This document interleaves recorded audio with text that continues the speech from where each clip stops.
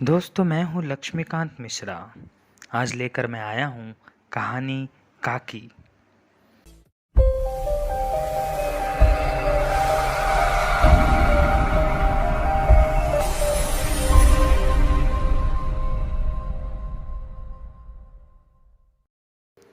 उस दिन बड़े सवेरे शामू की नींद खुली तो उसने देखा कि घर में कोहराम मचा हुआ है।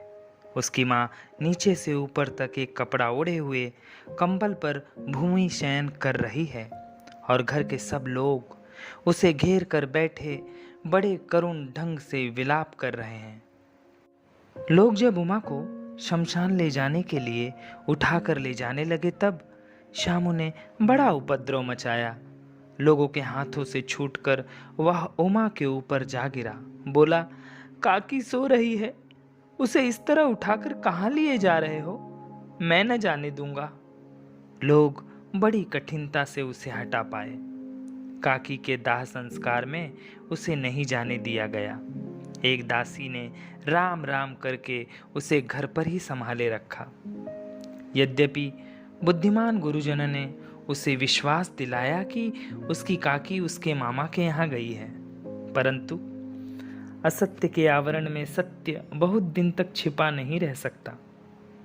आसपास के अबोध बालकों के मुंह से वह प्रकट ही हो गया। यह बात उससे छिपी न रही कि उसकी काकी कहीं नहीं ऊपर राम के यहाँ गई है। काकी के लिए कई दिनों तक लगातार रोते रोते उसका रुदन तो क्रमशः शांत हो गया, परंतु शोक शांत न हो सका। वर्षा के बाद एक दो दिन में ही पृथ्वी के ऊपर का पानी तो अगोचर हो जाता है, परंतु भीतर ही भीतर उसकी आर्द्रता जैसे बहुत दिनों तक बनी रहती है। वैसे ही उसके मन में वह शोक जाकर बस गया था। वह प्रायः अकेला बैठकर शून्य में देखता रहता, झांकता रहता। एक दिन उसने ऊपर आसमान में पतंग उड़ते हुए देखा। न जाने क्या सोचकर उसका हृदय एकदम खिल उठा। विश्वेश्वर के पास जाकर बोला, काका, मुझे एक पतंग मंगा दो। पत्नी की मृत्यु के बाद विश्वेश्वर का मन बड़ा दुखी रहता।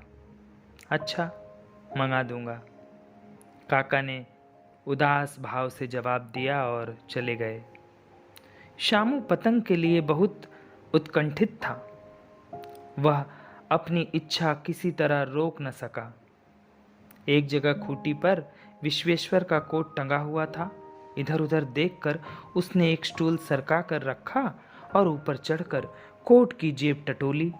उसमें से एक चवन्नी का आविष्कार करके तुरंत वहां से भाग गया। सुखिया दासी का लड़का भोला शामू का समवयस्क साथी था। शामू ने उसे चवन्नी देकर कहा, अपनी जीजी से कहकर चुपचाप एक पतंग और डोर मंगा दो। देखो, खूब अकेले में आना, कोई जान ना पाए। पतंग आ गई। एक अंधेरे घर में उसमें डोर बांधे जाने लगी। शामू ने धीरे से कहा, भोला, किसी को न कहोगे तो एक बात कहूँ? भोला ने सिर हिलाकर कहा, नहीं, किसी से नहीं कहूँगा, बोलो। शामू ने सिर हिलाकर कहा, मैं यह पतंग ऊपर राम के यहाँ भेजूंगा। इसे पकड़कर काकी नीचे उतरेगी। मैं लिखना नहीं जानता, नहीं तो इस पर ना नाम लिख देता मैं। भोला शामू से अधिक समझदार था। उसने कहा, बात तो बहुत अच्छी है, परंतु यह कठिनता है कि यह डोर बहुत पतली है। इसे पकड़कर काकी उतर नहीं सकती। इसके टूट जाने का डर है। पतंग में मोटी रस्सी हो तो सब ठीक हो जाए। शामू गंभीर हो गया। मतलब यह कि बात लाख रुपए की सुनाई गई है, परंतु कठिनता यह थी कि मोटी रस्सी कैसे मंगाई जाए। पास में दाम है नहीं और घर में जो आदमी उसकी काकी को बिना दया माया के जला आए हैं, वे उसे इस काम के लिए कुछ नहीं देंगे। उस दिन शामू को चिंता के मारे बड़ी रात तक नींद नहीं आई। पहले दिन की तरकीब से दूसरे दिन का एक उपाय किया गया। विश्वेश्वर के कोट से 1 रुपया निकाला गया, ले जाकर भोला को दे दिया और बोला, देख भोला, किसी को मालूम नहीं होना चाहिए। अच्छी अच्छी 2 रस्सियां लाना, क्योंकि 1 रस्सी छोटी पड़ सकती है। जवाहर भैया से मैं एक कागज पर काकी लिखवा लूंगा, बस नाम चिपक जाएगा और पतंग उन्हीं के पास पहुंचेगी। 2 घंटे बाद प्रफुल्ल मन से शामू और भोला अंधेरी कोठरी में बैठे बैठे पतंग में रस्सी बांध रहे थे, लेकिन अकस्मात शुभ कार्य में विघ्न की तरह उग्र रूप धारण किए हुए विश्वेश्वर वहां पहुंच गए। भोला और शामू को धमका कर बोले, तुमने हमारे कोट में से रुपया निकाला है? भोला सकपका कर एक ही डांट में मुखाबिर हो गया, बोला, शामू भैया ने रस्सी और पतंग मंगाने के लिए निकाली थी। विश्वेश्वर ने शामू को 2 तमाचे मारे। चोरी सीख कर जेल जाएगा?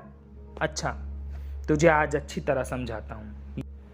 यह कहकर फिर तमाचे जड़े और कान मलने के बाद पतंग फाड़ डाली। अब रस्सियों की ओर देखकर कहा, ये किसने मंगाई?